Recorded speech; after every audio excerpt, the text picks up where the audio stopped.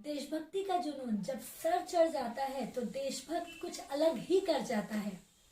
तुम मुझे खून दो, मैं तुम्हें आजादी दूंगा, किसका नारा था? यस दोस्तों, आज हम बात करने जा रहे हैं हमारे बहुत ही महान देशभक्त सुभाष चंद्र बोस जी के बारे में। आज है 23 जनवरी, तो आज मैं अपने आप को रोक ना सकी उनके बारे में बताने को। तो चलिए मैं कुछ जानकारियां आपको दूंगी और बिल्कुल चाहूंगी लास्ट में आप कहिएगा कि यस जरा याद उन्हें भी कर लो जो लौट के घर ना आए। सुभाष चंद्र बोस जिनका जन्म हुआ था 23 जनवरी को, कटक उड़ीसा का एक शहर है वहां पर। बचपन से ही वो बहुत होनहार थे। उनके पापा बैरिस्टर थे, भैया भी बहुत पढ़े लिखे थे, तो बचपन से पढ़ाई उन्होंने बहुत अच्छी की। बाद में जब वो कॉलेज गए तो वो बहुत अच्छे लीडर भी थे, तो उन्हें कॉलेज का लीडर बना दिया गया। बट उस समय अंग्रेजों का राज्य था और अंग्रेज टीचर्स बहुत हमारे बच्चों को तंग किया करते थे। कुछ प्रोफेसर्स तो बच्चों को लिटरली मारते थे, उनके खून निकल जाते थे, बट वे उस चीज को बंद नहीं करते थे। तो सुभाष चंद्र बोस जी ने उनके खिलाफ आवाज उठाई, प्रिंसिपल जी से कहा, लेकिन जब सबने मानने से इनकार कर दिया तो उन्होंने स्ट्राइक कर दी और स्ट्राइक में मानना पड़ा और उस प्रोफेसर को माफी भी मांगनी पड़ी।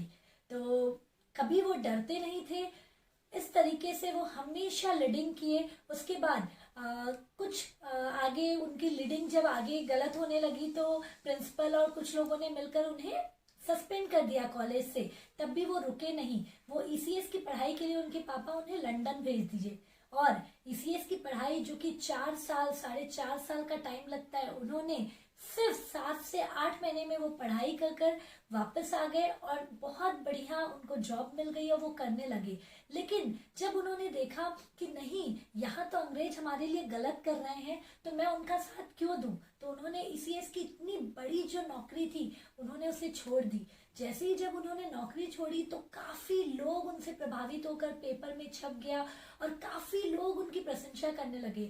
तब उन्होंने सोचा, वो देशभक्त तो थे, देश के बारे में हमेशा ही सोचते थे। फिर उन्होंने कहा कि जब मेरे इतने से एक छोटी सी नौकरी छोड़ने से मुझे लोग इतना सपोर्ट कर सकते हैं, तो जब मैं उनका साथ मांगूंगा तो वो कितना सपोर्ट करेंगे। लेकिन वो थे साहसी। आज गांधी जी और उनमें बहुत मित्रता थी, वे दोनों एक दूसरे को सपोर्ट करते थे, ये गांधी जी का बहुत आदर करते थे। लेकिन गांधी जी थे अहिंसावादी, है ना। बट सुभाष चंद्र बोस थे कि नहीं, tit for tat. Shri Krishna ने भी गीता में कहा है ना, यदि सामने वाला गलत कर रहा है तो कब तक चुप बैठोगे। अर्जुन को भी कहा, उठो, तुम्हें लड़ना पड़ेगा। तो सुभाष चंद्र बोस वही कि नहीं, अब चुप बैठने से नहीं होगा, हमें कुछ कर दिखाना होगा। और उन्होंने अपनी फौज बनानी शुरू की, आजाद हिंद फौज। यस, जैसा कि मैंने कहा, वो भारत की जनता को डिस्टर्ब नहीं किए और सीधा मिलने गए हिटलर से, क्योंकि उस समय चल रहा था द्वितीय विश्व युद्ध।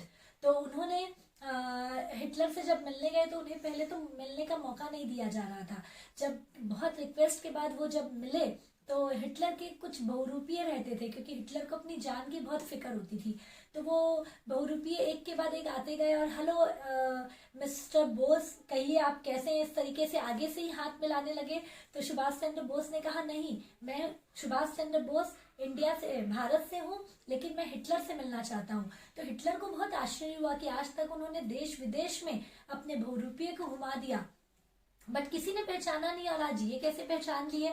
उसके बाद हिटलर जब खुद आए तो उन्होंने कहा, आखिर आपने पहचाना कैसे, और वो एक अदब से बात करने लगे। तो सुभाष चंद्र बोस ने कहा कि जी, मैं आप ही से बात करना चाहता हूँ। तो इस तरीके के वो इतना ऑब्जर्विंग थे, इतने ज्यादा ब्रेन का यूज करते थे कि हिटलर बहुत प्रभावित हुए और उन्होंने अपने साथ उन्हें जो भारतीय सैनिक के 4000 जो सैनिक थे, उन्होंने उन्हें सुभाष चंद्र बोस को वो भी दिया और एक पनडुब्बी भी दी, है ना। तो उससे उन्होंने स्टार्ट किया आजाद हिंद फौज का। उसके बाद हिटलर ने उन्हें और रिकमेंड किया कि आप जापान भी जा सकते हैं, जापान को मैं कह देता हूँ, वो आपको जरूर सपोर्ट करेगा। जापान के भी प्राइम मिनिस्टर को उन्होंने बहुत सारे टिप्स देकर उन्हें भी इम्प्रेस किया और जापान उनकी सहायता के लिए तैयार हो गया। जापान को जब वो लड़ाई में मदद किए तो जापान ने भी जो वहां भारतीय सैनिक थे करीबन 25 से 30 हजार, उन्होंने उसे भी दे दिया। इस तरीके से वो बहुत सारी अलग अलग दिमाग लगाकर उन्होंने बाहर से भी सैनिकों को इकट्ठा किया और फिर यहाँ पर आंदोलन किया। बहुत सी ऐसी चीजें की। आपको कहा जाता है ना कि जैसे कोई चीज लास्ट में यदि हैमर से टूट जाए तो हम कहते हैं कि उसने तोड़ा, लेकिन बलिदान सबका होता है।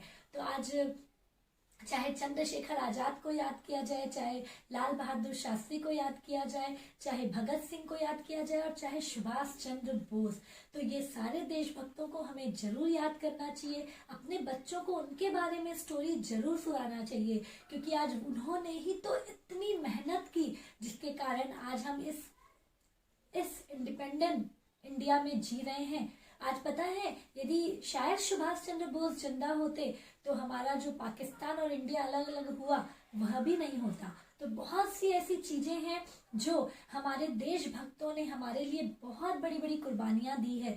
लास्ट में सुभाष चंद्र बोस हमारे ही लिए कहीं और जर्मनी में जा रहे थे जब बात करने के लिए, तो कहा जाता है कि उनका प्लेन क्रैश हो गया था।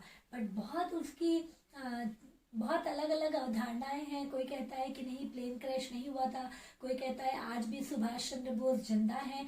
बट मैं तो सिर्फ यही कहूंगी कि वो जहाँ कहीं भी हैं, वो हमारे देश के बहुत बड़े देशभक्त थे, एक बहुत बड़े नेता थे और बहुत साहसी स्ट्रॉन्ग मैन थे।